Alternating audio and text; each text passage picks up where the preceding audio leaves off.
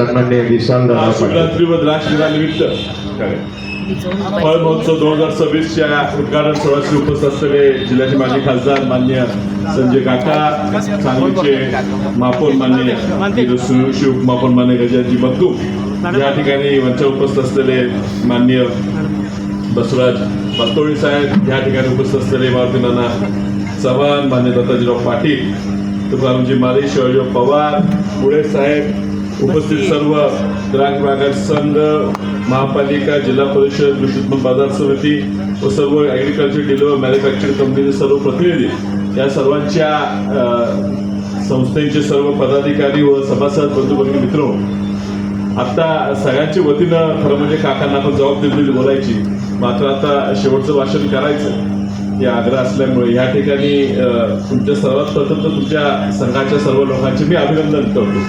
कारण एक चांगला कार्यक्रम या ठिकाणी घेत असताना एक चांगली संकल्पना की महाशिवरात्रीचा सण साजरा करत असताना आपल्या शेतकरी कुटुंबाच्या लोकांना एक जीवदान देण्यासाठी, आणि हा व्यवसाय सोपा नाही आहे, शेतीचा व्यवसाय हा टिकला पाहिजे, त्यासाठी द्राक्ष हे महाशिवरात्री बरोबर सिनॉनिमस करणं म्हणजे त्याला जोडणे, ज्या ती प्रत्येक सणाला द्राक्षाचं खप व्हावी, द्राक्षाचं कन्झम्पशन व्हावं.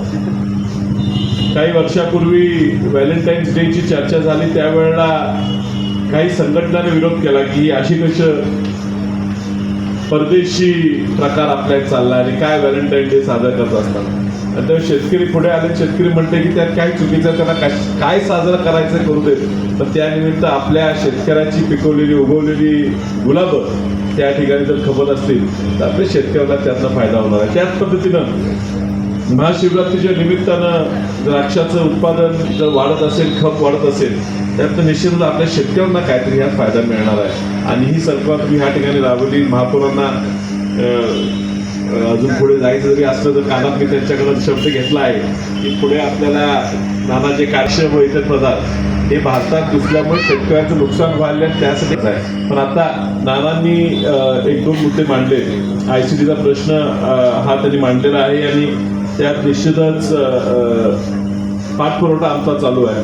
मिरजेलाच ह्या ठिकाणी पूर्वी मान्यता मिळाली होती, त्या ठिकाणी कस्टमचं ऑफिस तयार झालं होतं, मात्र काय कारणास्तव त्यावेळी तिथून जास्त एक्सपोर्ट न झालं असल्यामुळे ते बंद करण्यात आले आहे. आपल्याला पुन्हा एकदा त्या ठिकाणी आता रेल्वेच्या माध्यमातून रेल्वे मंत्र्यांशी माझं बोलणं झालेलं आहे, त्या ठिकाणी आपल्याला सेपरेट रेल्वे सायडिंग देऊन त्या ठिकाणी एक्सपोर्टसाठी फक्त शेतीमालच नाही पण इतरही गोष्टी, साखर या ठिकाणी एक्सपोर्ट होतो, मोलाचं एक्सपोर्ट होतो, आणि या सगळ्या गोष्टीसाठी त्या ठिकाणी आपल्याला जर कस्टम्सचं एक ऑफिस, क्लिअरन्स ऑफिस मिळालं तर ज्या वेळेला हा मल्टी लॉजिस्टिक पार्क जेव्हा मंजूर होईल, तो आता तर इचलकरंजीला न्यायचा त्यांचा प्रयत्न चाललेला, तो आता गडकरी साहेबांशी बोलून तो थांबून पुन्हा हाय तिथं सांगलीत आणण्यासाठी आपला प्रामाणिक प्रयत्न चाललेला आहे. पण ICD साठी काय इन्फ्रास्ट्रक्चर लागत नाही, त्याचं फक्त ऑफिसची निर्मिती करावी लागते आणि त्यासाठी काय खूप पैसे लागणार नाही, फक्त इच्छाशक्ती पाहिजे आणि ती आपण पाठपुरवठा करून ते करून घेऊ. खूप प्रश्न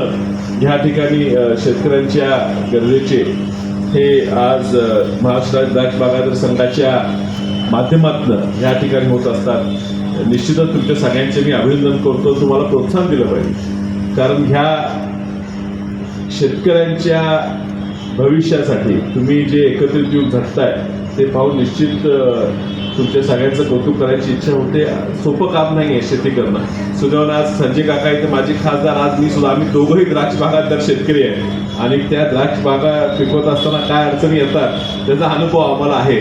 या परिस्थितीतून कसं पुढे जायचं हे प्रत्येकाला चिंता असताना आमच्या वतीनं कोणतरी त्या ठिकाणी भांडते, कोणतरी लढते, आमच्या हितासाठी कोणतरी आवाज उठवते, हे बघून निश्चित आम्हाला समाधान वाटतो.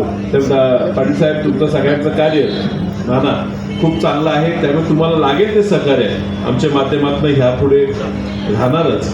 कमी पाण्यात आज द्राक्षाची शेती होती. मी ऊस शेतकरी सुद्धा आहे आणि म्हणणार नाही की ऊसाची शेती करू नये, पण द्राक्षाची शेती जेवढी वाढू शकेल तेवढं उत्पन्न चांगलं मिळणार आहे, पण कष्टाची आहे, रिस्की आहे.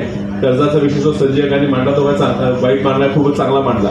कारण कर्जमाफी होत असताना लाखापर्यंत 1.5 लाखापर्यंत होते आणि द्राक्ष बाग उभी करायलाच एवढा मोठा कर्ज येतो. आणि पुन्हा दरवर्षी पुन्हा पीक कर्ज घेताना 2 आणि 3 लाख रुपये कर्ज आपल्याला तिथं गुंतवणूक करावी लागते. आणि कर्ज माफ होताना जर अगदीच कमी होणार असेल तर द्राक्ष बागायतदारांना ह्यातनं काहीच फायदा मिळत. तर निश्चित हे मुद्दे शासनाकडे, राज्य शासनाकडे, केंद्र शासनाकडे आम्ही मांडायचा प्रयत्न करू. तुम्ही सगळ्यांनी हा चांगला कार्यक्रम घेऊन त्या ठिकाणी मला बोलून माझ्या हस्ते कार्यक्रम घ्यायची मला संधी दिली ह्याबद्दल तुमच्या सर्वांचा मी मनापासून आभार मानतो. आणि आपल्या सगळ्यांनी 2 मिनिटं शांतपणे माझं ऐकून घेतलं त्यामुळे तुमच्या सगळ्यांचे आभार मानतो. आपण रजा घेतो. नमस्कार. धन्यवाद सन्माननीय